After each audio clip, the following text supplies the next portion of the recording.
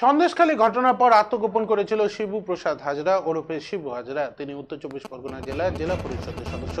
এছাড়াও সন্দেশখালী 2 নম্বর ব্লকে তৃণমূল কংগ্রেস সভাপতি পদে রয়েছেন। দীর্ঘ টালবাহানার পর অবশেষে শনিবার সন্ধ্যায় সন্দেশখালী থানার পুলিশ ন্যাজটের একটি এলাকা থেকে তাকে গ্রেপ্তার করে।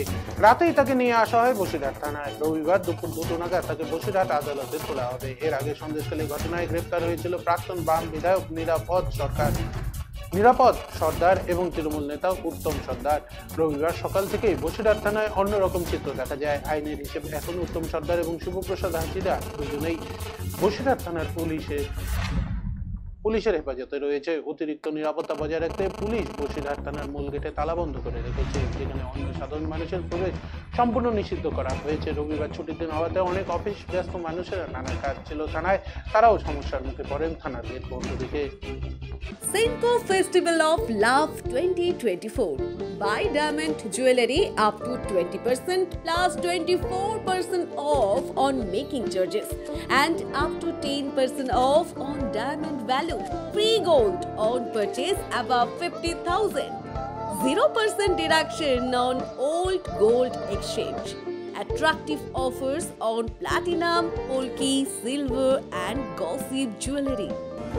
Steal the hearts of your loved ones this Valentine's Day and make sure you choose the best gift to surprise your sweetheart. Hurry up, visit us. Senco Gold and Diamonds, RRN Road, Old Post Office Para South, Coach Bihar.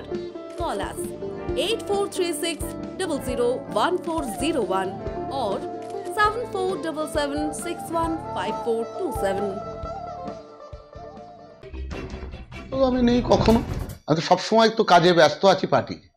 আমি তো সর্বক্ষণ তো অফিসে এবং বুথে বুথে বিভিন্ন জিপিতে আমাদের পার্টির যে কর্মসূচি, সরকারের যে দুয়ারে সরকারের যে কর্মসূচি সেই নিয়ে ব্যস্ত আছে। আমি তো অন্তরালে থাকবো কেন?